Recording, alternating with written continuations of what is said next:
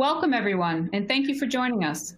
I'm Beth Plummer, Chief Revenue Officer for Spectrum Reach, and I'm excited to kick off today's discussion called Looking Beyond, What's Next to Help Local Businesses Succeed? Looking at the current climate, many of us are asking ourselves the same question. Now what? Over the next 45 minutes, our esteemed panel of national and local business insiders will share the tactics and insights you need to thrive in the coming months. We're looking forward to jumping right into our all-star panel, but first, I want to get you all familiar with the platform that we are using today. Everything that you see on the screen is completely customizable. You can maximize, minimize, move these boxes around, and create your own personalized viewing experience. Going from left to right on your screen, you will see our slide deck in the top left corner, which will show you our panel's information and host a poll question during the presentation. Below that is our Q&A box. Feel free to submit any questions for our panelists, and we'll ask as many as we can during the discussion. In the middle of the screen, we have the media player, where you will see the live video of our panelists. On the top right-hand side, you will see the resource list, which has been cultivated by our panelists with their recommended resources for you. Spectrum Reach also has some exciting offers in there as well that we'll touch on at the end. Below this is a survey. Please take a moment to answer these two questions. And lastly, on the bottom of the screen, there are 9 icons. These icons include some of what you are seeing on the screen and some other resources for you to take advantage of. Feel free to explore these tools throughout the presentation. An on-demand version of the webcast will be available approximately 1 day from now via a link that we'll email to you. Before I introduce your moderator, let's take a poll to give our panelists an idea of what you're experiencing right now. Is your business completely open, opening fast, opening slowly, or still has a lot of restrictions? I'll give you 20 seconds to check off your answer in the box, and then we can look at the results.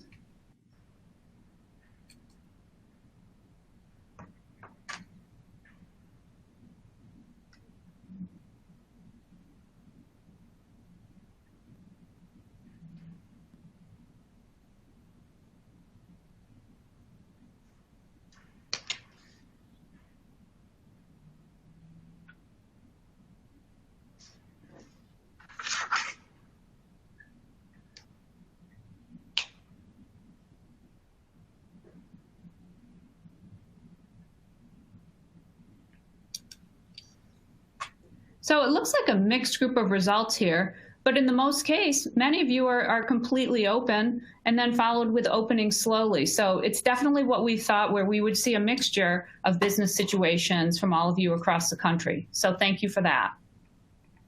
And now let me introduce you all to our moderator for today. Annika Pergament is the senior business anchor for New York One and its Spectrum News sister stations across the US.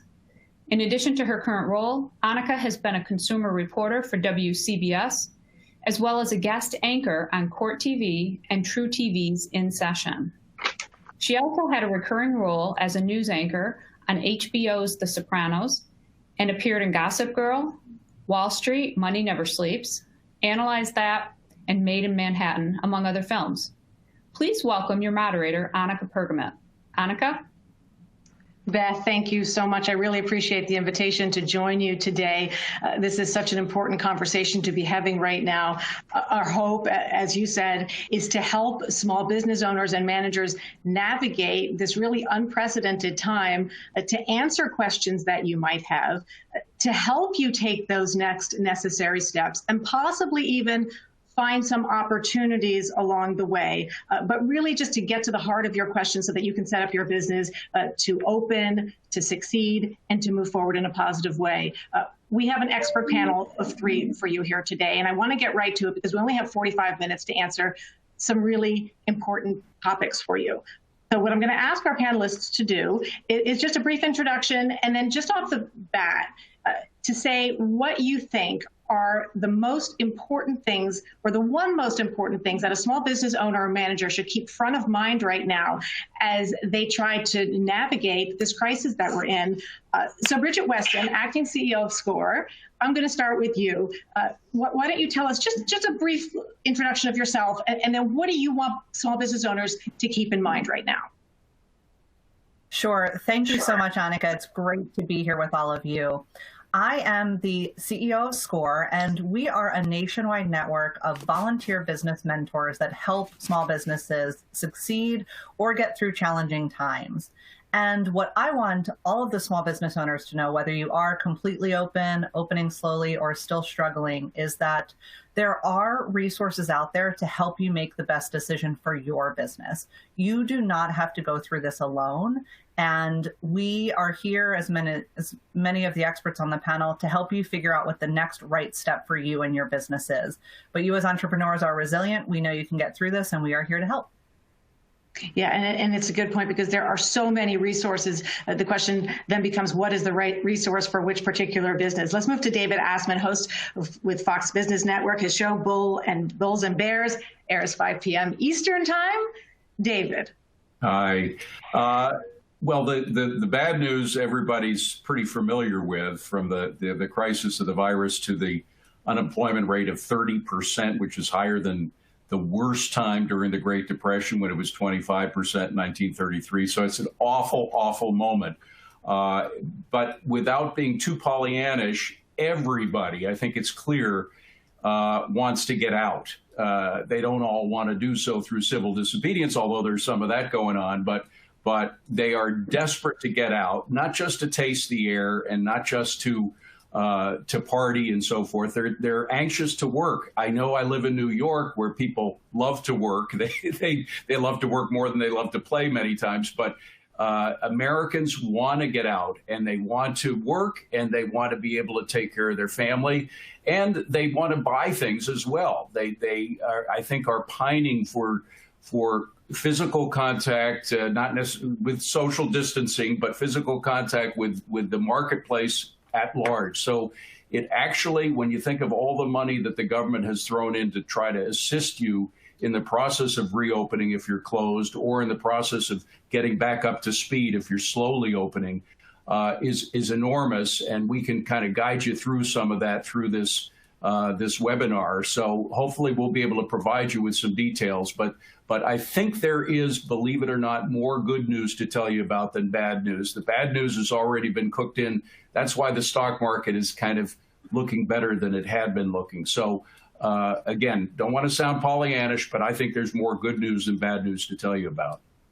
Yeah, and as more states begin to slowly open, that is the big question that lingers, how they will do as economies and stores and businesses start to open their doors, and whether there will be a resurgence. We have some questions that have already come in about that.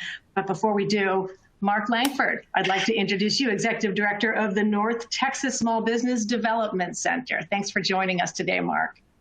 Of course. Thank you for having me. I'm Mark Langford, Executive Director of the North Texas SBDC, located in Dallas, Texas. The Small Business Development Centers are part of the Small Business Administration, SBA, and a sister organization to SCORE. So we offer similar services. And as Bridget alluded to, there are a lot of resources here, and we want to talk about those today to help small businesses grow and take advantage of the opportunities that are out there right now, and to take advantage of the first word in that title, small business. You're small. We have a lot of opportunities that we can work with small businesses on to be nimble, to listen to customer feedback, to take advantage of that feedback more quickly than larger businesses, and that's what we want to talk about today. You're right, Mark, because it can be so daunting when you're a small business trying to find your way in the middle of this huge storm. One of the big things that many small businesses all across the country have been dealing with and trying to navigate is the PPP program that we got the first wave of, all of these loans. There have been so many questions. A lot of businesses have not gotten what they've needed. And restaurants in particular have been one category. Many restaurant owners saying, I don't even know if it's worth it for me to take the loan if I have to pay it back in 2 years, if 75% of the money has to go to payroll and I'm not even open. So David, take us through what's working with this federal program, what is not, and what small business owners need to know. Well, first of all, getting through the process of applying for a PPP loan, the Paycheck Protection Plan, has become a little easier. At first, it was daunting with all of the pages, and we still don't know all of the various rules and regulations they're going to apply. The fact that you have two months to pay it back or to fulfill the requirements of keeping your payroll intact, that may be extended because, as you mentioned, Annika, there are a lot of people that are not open yet, and it's hard to guarantee somebody income even with a loan if, in fact, you're not getting any income whatsoever yourself as a business. I would recommend, by the way, to go to Forbes.com. There's a terrific piece by Tony Nitti. He's a CPA and he's used to dealing with taxes, called SBA Releases Paycheck Protection Program Loan Forgiveness Application, a deep dive. He runs you through, it's about an 80-page document. He runs you through all the details you need to know in order to get through the paperwork. Again, it's a Forbes.com release, Tony Nitti. And he gets you through a lot of the worst thing. Now, there has been some bad stuff that happened, some big companies that isn't who the small business loan program was designed for, have been getting money, but not much. The public corporation component of the loan program so far is 0.1%. So it's a very small percent. Most of it is going out to small business owners. And there is money left in the second tranche of that program. So there is still time to apply for it. You may not want it, believe it or not, because there may be too many provisos that would kick in and prevent you from being able to pay it back without getting in trouble. But it's definitely worth looking into. And again, there is still more money there. And I suspect there will be a third tranche coming along within the next 2 or 3 months. It's a good point you bring up, and we've already gotten some live questions about that program because of the restrictions of how you can spend the money, and then as well as the payback qualifications that will be needed. Mark, we got a question about SBA assistance, and I want to put this one to you.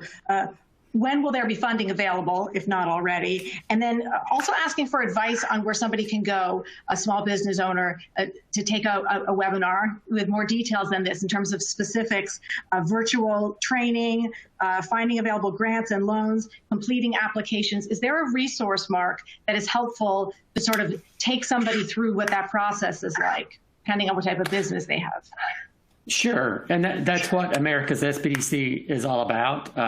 There is no charge, first of all, for our advising services. They're completely supported by your tax dollars. It's a great program that, quite frankly, most small business owners don't take advantage of, but they should.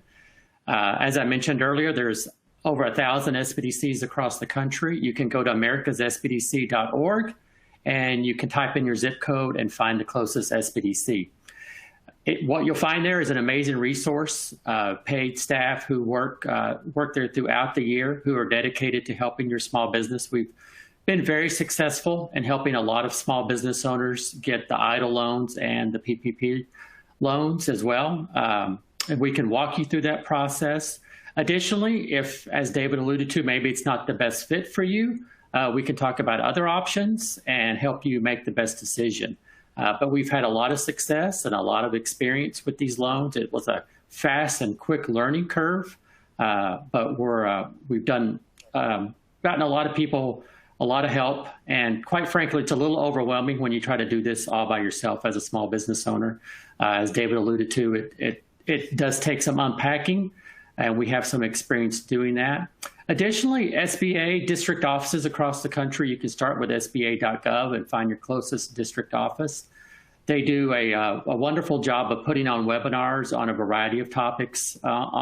They've been doing, quite frankly, a lot on the EIDL loans and the PPP loan.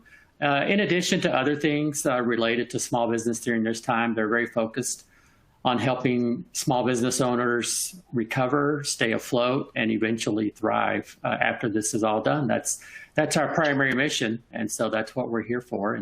And similar to SCORE does a lot of the same things, and I'll let Bridget speak to that when she's given the opportunity. I'm going to give her that opportunity right now because I feel like, Bridget, you could add to this. And also, I think something that a lot of small business owners have faced is just being overwhelmed by frozen phone lines, waiting. These offices have just been inundated. Absolutely. Thanks so much for the opportunity. And we are another resource partner of the SBA, just like the SBDCs, the Women's Business Centers, the Veteran Business-Owned Centers. And we are all here to help all small businesses figure out what that next right step is. So as we were talking about with the first question, some business owners aren't sure if PPP is right for them. Some of them specifically in industries like restaurants or bars, their employees are finding that unemployment is more appealing than the PPP payments that the business can make. And so it is a tough decision for all business owners to make. And that's why when we started out, getting to a business mentor, someone who has that been there, done that expertise, whether it is the SCORE volunteer mentors or the SBDCs, make sure that you're checking with someone who really knows the ins and outs of the CARES Act, of the loan programs, of the bankruptcy. Get that expert help. That's all free. Our mentoring is always free, no matter what, just like the SBDC. And we also have a resource. It's our Coronavirus Small Business Hub, score.org/coronavirus, where we have, up-to-date webinars, information. But one of the things that we have tried to do is bring this real-time assistance so you can chat with a business mentor, get a question answer, figure out if connecting with a mentor, whether it is SCORE, SBDC, Women's Business Center, is best for you, or get that right next step right then and there. But just reach out and know that there are these resources there to help you, because it is complicated, and what may be right for your next door neighbor may not be right for you. It's a good point, because when we say small business, that's like an infinite number and type of company that we're talking about. David, I want to ask you about supply chains, because we've gotten some questions about manufacturing. And with social distancing and other safety protocols put in place, the assumption is that you're not going to be able to churn out at the same rate whatever you were churning out before. So even when businesses start to emerge, it'll be a slow rollout. What are some of the ways that you foresee this happening, and some guidance that you can give businesses on this as they do try to ramp back up?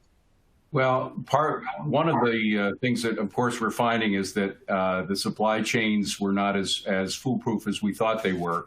But a lot of people who've been dealing with countries far away, particularly China, were beginning to discover that on their own, even without the pandemic as a problem in the background. The supplies were very often inferior. They weren't providing what they said they'd be providing. Contracts are, in many cases, useless dust collectors in China. So any contract that you have, you quickly find that the rule of law wears pretty thin over there. And so many of the smaller businesses were bringing their work back. On the other hand, I was just talking to a guy who owns a jewelry store in Manhattan, small business. And of course, he's having a very tough time. He did get a PPP loan. But he's having, as Bridget was saying, he's having trouble keeping some of his employees. He only had about 20 employees, but keeping some of them with him, because they were literally getting paid more on unemployment when you add the $600 that the feds give to unemployment a week to the $400 you get in Manhattan. He just couldn't compete with that himself. So he's having trouble. But he had a lot of his jewelry was made overseas. He can't fly overseas to bring some of it back anymore. So he's having to focus on looking at what is available in the United States. The good news is that a lot of people who manufactured what it was that you were getting overseas are now here in the United States, desperate for work. And the government is anxious to get them to work as well. So in a way, it's a perfect positive storm that you have all of the suppliers that you would need if you do some searching for them. And I'm sure Bridget and Mark could help you find those suppliers, those domestic suppliers. They are more anxious than ever to supply what you had been getting abroad. And if you actually go with them, you'll probably be paying a little more for labor, but you won't be paying for the travel costs. You won't be paying for a lot of the auxiliary costs. Now is a better time to bring manufacturing back home than it ever has been before. And I suspect we're going to see very many tax incentives in that regard coming up in the next few months as well. So tax incentives will be there, regulatory incentives will be there. Federal money will be there as well, although I think that's probably of less import long-term than just getting people and customers back. Well, and in that vein, getting people and customers back, and we're getting a lot of questions about this, how businesses will be different, because there will be new protocols in place. Some things that used to work before will be different going forward. People have written in when they signed on to this webinar, wondering how they can get help to pivot their business, maybe move online or switch it from what they had been doing before, which might be a closed down area, to something where there might be some growth. And I'm wondering if any of you is able to add to that. Is that something that you, Bridget or Mark, offers in terms of giving guidance to a company trying to navigate their way through this? Absolutely. I'll start, and then Mark can certainly jump in and add, but we are seeing thousands of businesses who are looking to do exactly that, to pivot, to remain open and figure out ways to keep connected with their customers. Some of the ways that we at SCORE are encouraging our small business clients to do that is to really look at what your brand and value bring to the customers you're serving. So promote the why behind your company. Connect your customers to your mission. Build that brand loyalty now, so you can talk about your company history, your commitment to employees or clients, or any efforts in your community that you're taking on right now. You can also think about what your clients may need today. So there was a great small business client that we were talking to. They were a brewery, and they realized they were able to actually make hand sanitizer and started selling that. So think about the needs and what your business might be able to deliver. And of course, try to stay as top of mind and connected with your clients. Tons of companies are going online to be educating, to provide content, and to just check in with their customers and their clients. So keeping that relationship open, providing content as you can, exploring social media channels and connecting where your customers are some ways that you can maintain that connection, so that when you are ready to open, you can tell your customers, be ready, and they are ready to come back because they know that you've cared about them through this time. And did you want to add to that, Mark?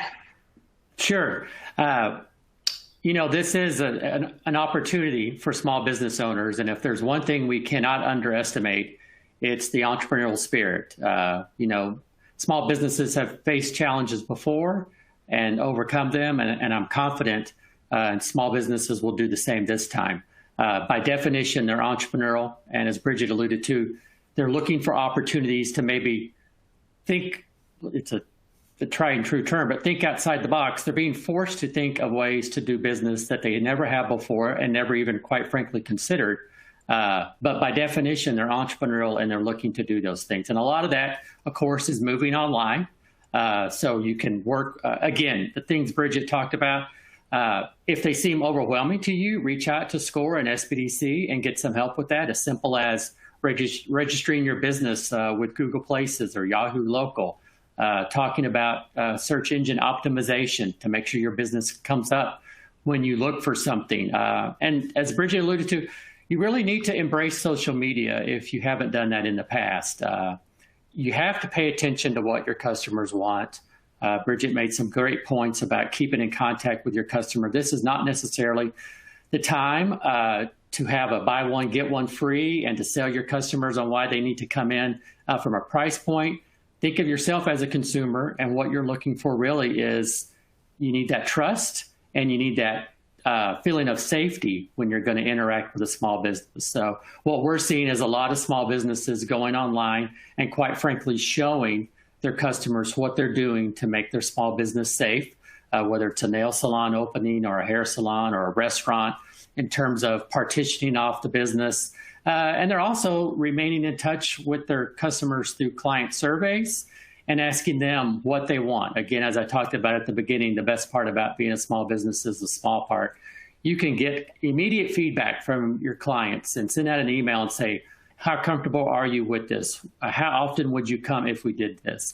And again, think of the emails and the communication you're getting from other businesses and try to mirror that, because this is your opportunity as a small business owner to react quickly to the market and take advantage of that. And we all know America has a heart for small business, and all things being equal, they would love to support small business. So make yourself known and make yourself available. Can I just add one thing, Annika, to that, which is another thing that small business has to its advantage right now? There's a decentralization going on.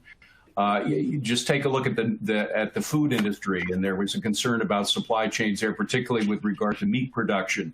About 30, 40 years ago, we saw this great centralization of meat processing and meat preparations from the localities, which every city in America used to have a meat district. We did in Manhattan, they did in Chicago. Every city, large and small, had a meat district. They don't have that anymore because we went from these big sides of beef going to the meat district where they were chopped up and then sent out to the local butcheries to these huge processing plants by Tyson and the other big conglomerates, which of course have been hit hard. And that's why we had these great concern about the supply chain, food management, with the supply chain being disrupted by the coronavirus.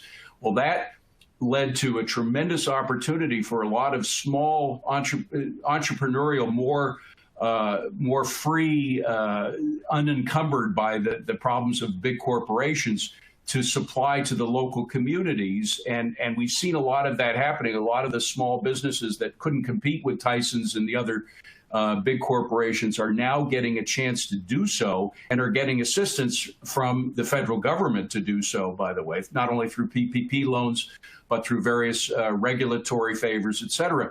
So there is, and that's just one example, the food chain. There are other examples of where I think there will be a look towards the communities, not least of all because people are realizing that the folks closest to them, maybe they were going out to the big Walmarts and Costco's and so forth, but maybe they'd be more likely to bring their business home because they're more familiar with the people they see in the street in their own neighborhoods. So I think there is going to be a major decentralization going on, and all of the supply chains in America after this is going to be a huge restructuring process.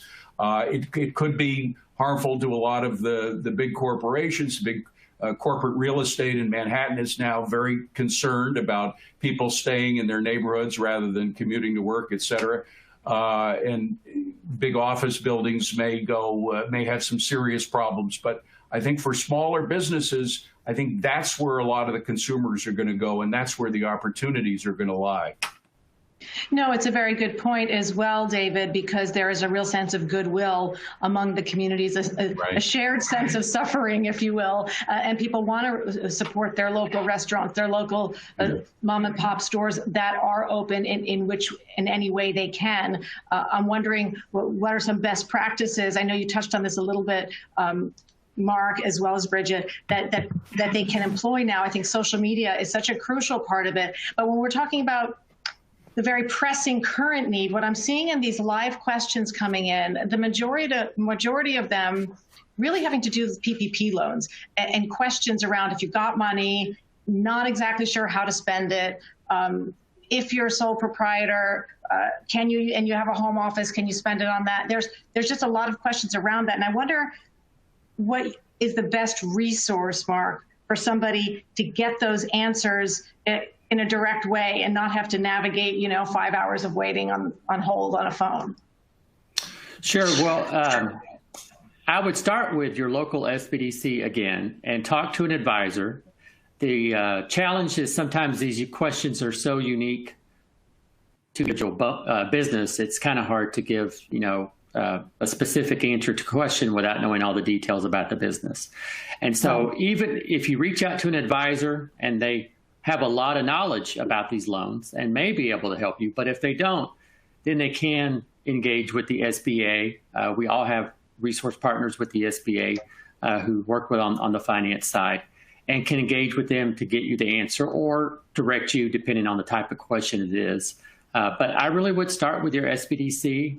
Again, go to americassbdc.org and find your local one. And obviously, most small business owners are just doing one of these loan applications, whereas these advisors by now have, done 100 applications, and and can maybe give you a little bit more of their experience and share that with you.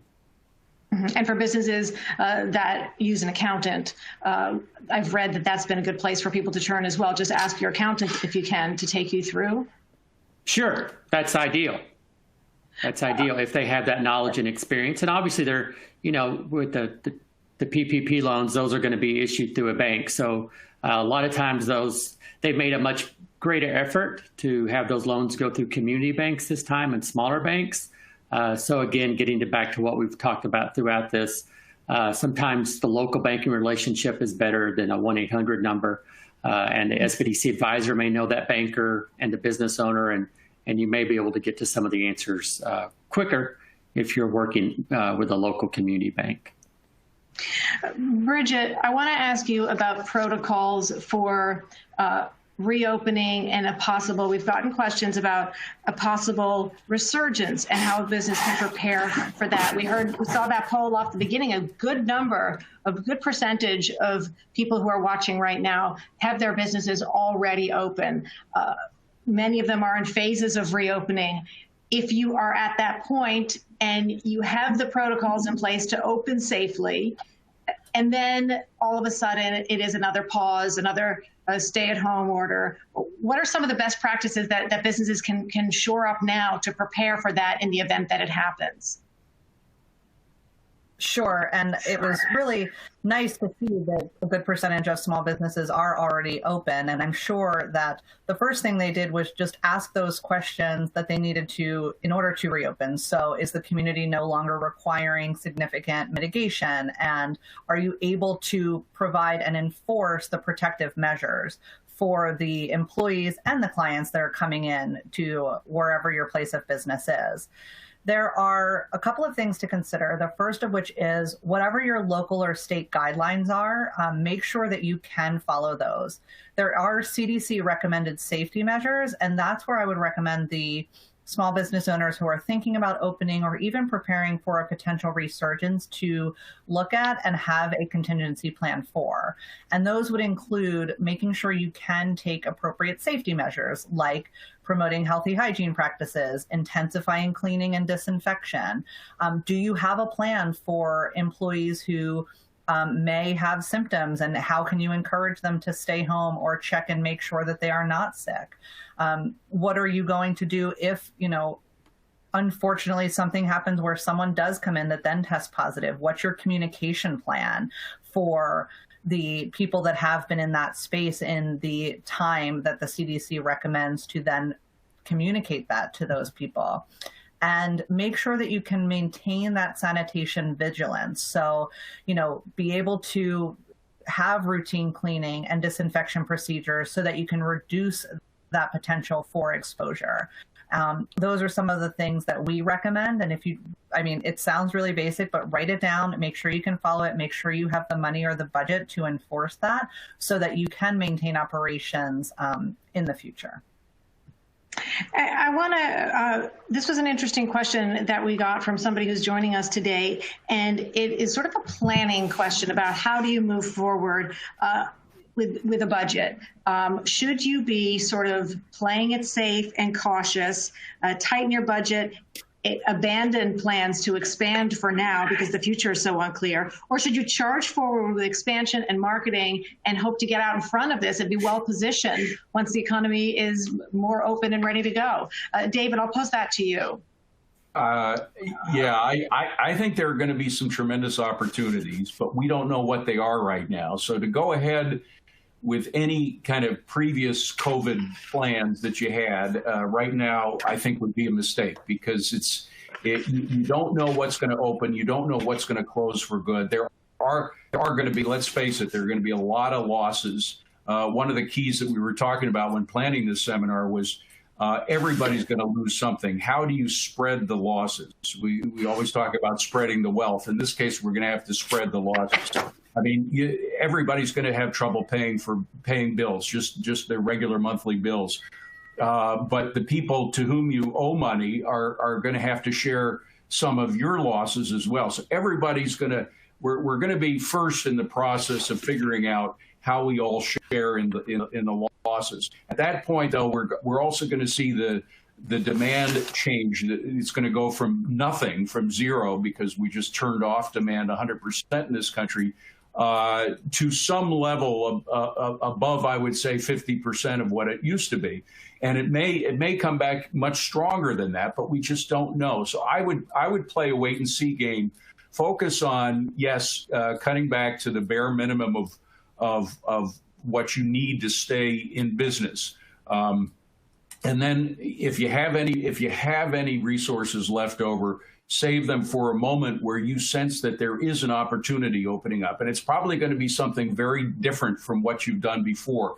If you were in the jewelry business, you may find out that you're in a perfect place, location, with a perfect staff to try something different, to try to sell something that doesn't require direct contact, hanging a necklace on somebody, for example. But you have the right personnel, you have the right location, so you may want to switch gears.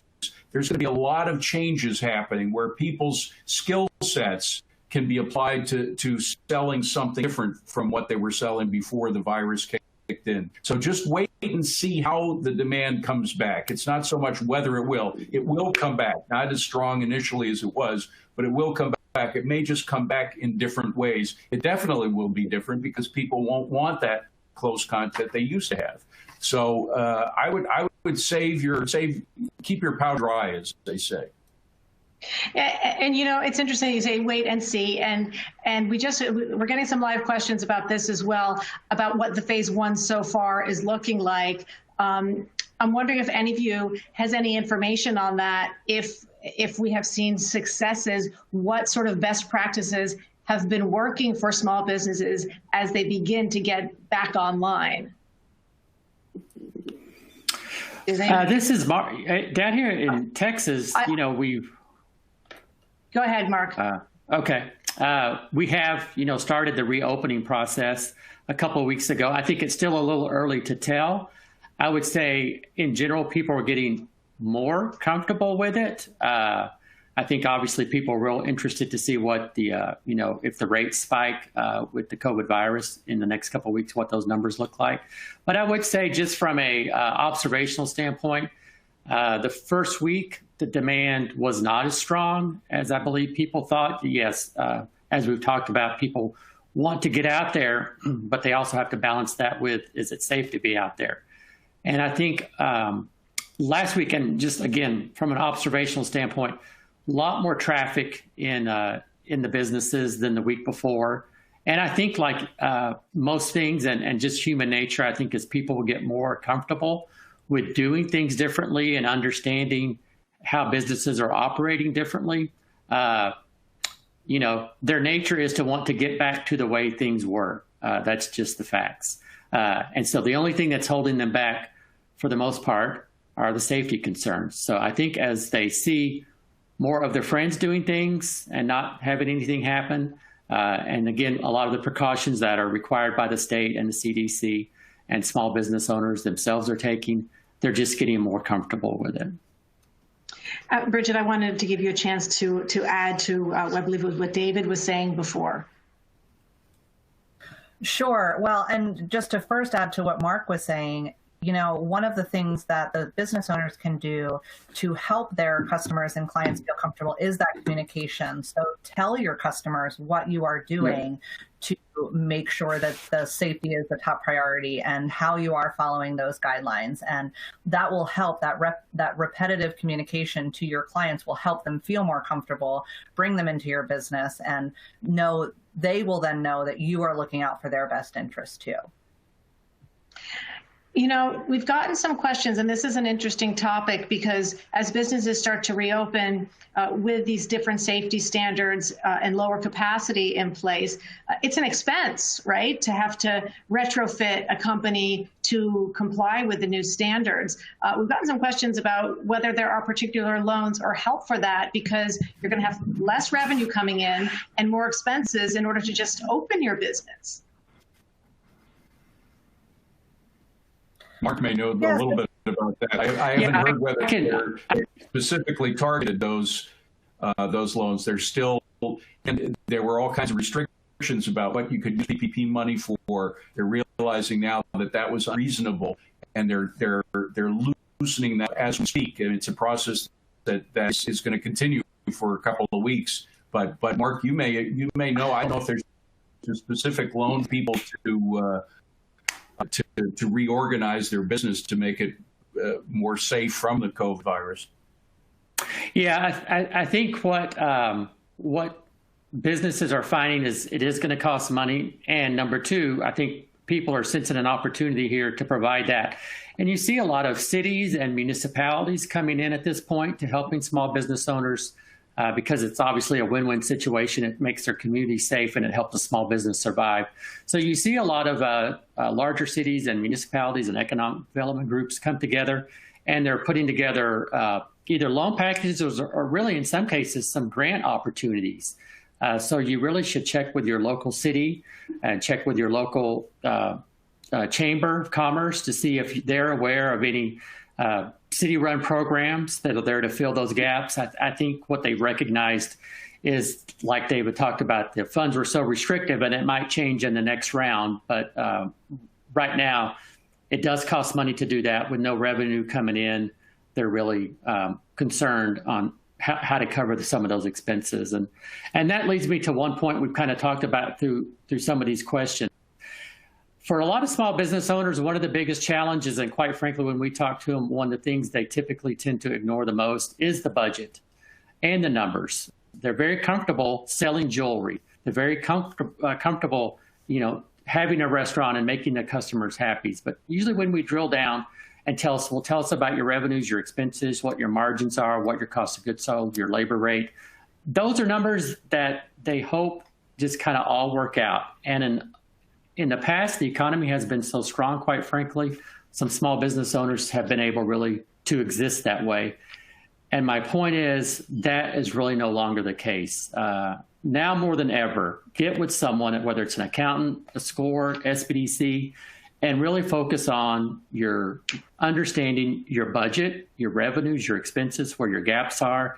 Have a short, as David talked about, this is not going to happen overnight. Have a short-term plan, a midterm plan, a long-term plan, so that you're prepared because none of us know what's going to happen.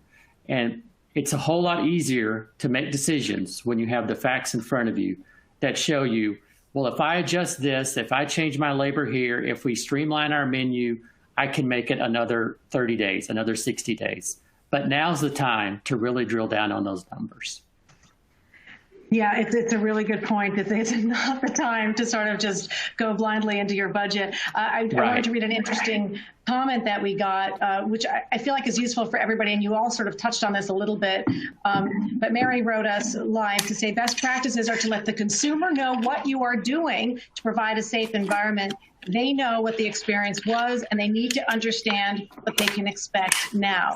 It's that transparency that I think is crucial to small businesses. We only have a couple minutes left. I want to do a quick lightning round. I asked you off the top of this webinar what your main point was that you want to make. After hearing from some of the comments, I'd love to just go around again and hear your final thoughts and anything that you want to add to those business owners who are listening. And Bridget, I'll start with you. Sure. Thanks so much. I think one of the key takeaways from this webinar is to make a plan based on what you are trying to accomplish with your mission, your values, and your business objectives, considering what the current environment is, and then go and talk to an expert about that plan, whether it is a SCORE mentor, SBDC, Women's Business Center. We can help you figure out how to prioritize your budget, what loan options or grants are out there, and how to make sure your business can thrive moving forward. As we've talked about, entrepreneurs are resilient. We know that you can get through this, and we are here to help. But putting pen to paper, making a plan, and then being able to look at that and adapt as we learn more information is a great next step. David? There are 30 million small businesses in America, and they provide, I think, 45% of the economic. They contribute 25% to GDP. So an enormous amount of people. Most small businesses in America start not on the basis of any kind of loans, whether it's certainly not from the government, but not even from banks. They start with personal savings and loans from members of your family. That's where most businesses are. I think a lot of businesses are going to have to go back. One of the few good things that's happened with this, these lockdowns and the whole scare, panic over the virus is families have come together more than they ever had. And as we realize how family is to our literal survival. So I think there's going to be a lot of that going on the stuff that is recorded in any federal registry or even any banking registry, where there's going to be families are going to get together. You're going to see a lot more family involvement in small businesses than you had before. And frankly, you're probably going to know people in your family, if you're a small business owner, who is out of work, who may decide to work for you for very little, much less than what you could afford to pay somebody from the outside. So again, this is something that doesn't necessarily register on any federal accounts or any accounting that you'll see on Fox Business or other networks. But you're going to see a lot more family involvement. There's no shame in that. That's how most businesses start. And we're getting back to basics, which is what we've done after we turned off the economy for a few months. We got to go back to basics to get it started again. And I think family is a place where a lot of that will begin. We're all getting to know our families very well these days. Mark, I'll send it over to you for a final thought. Sure. I think for small business owners, there's a lot of things going on right now. And what they need to focus on is controlling what they can control. And I think our viewer, I think her name was Mary, said it best. And we've talked about this throughout today. And in this environment, you've got to build trust with your clients. You've got to show them what you're doing.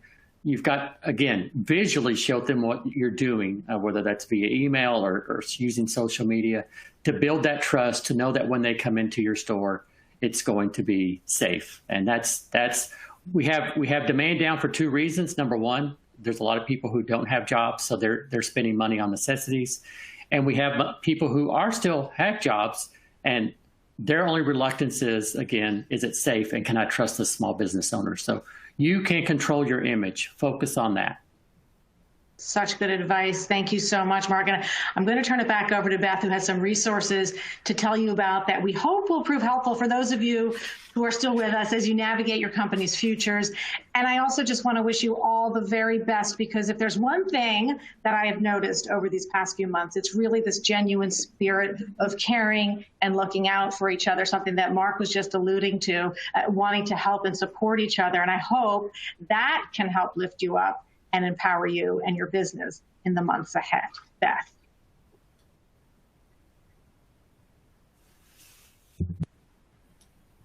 I'm waiting for Beth. I think she was with us.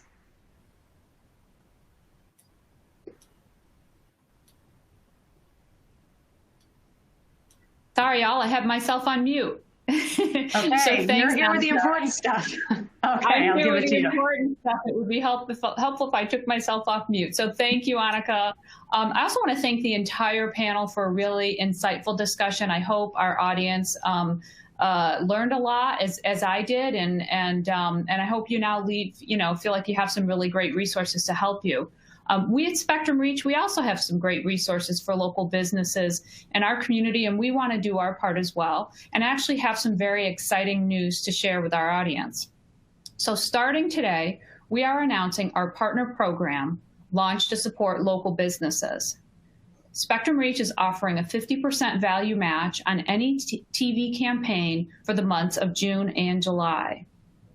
This offer applies to new and existing clients, and it's also in addition to an exciting partnership that we have with a company called Waymark, which provides a free 30-second video to any business. You can use that video to communicate some of the essential things that you heard the panel talk about, such as the safety protocols and other things that you're putting in place for them.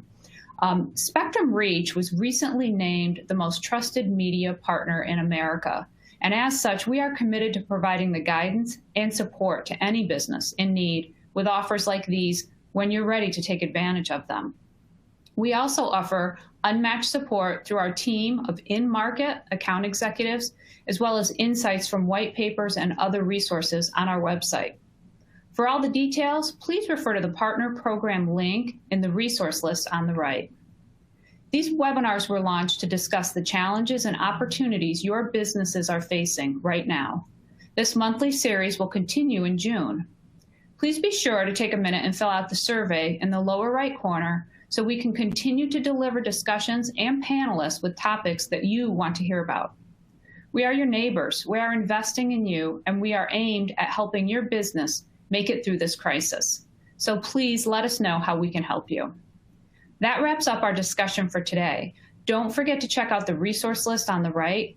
Be on the lookout for the webcast recording in your email tomorrow, and reach out to us with any additional questions that you have.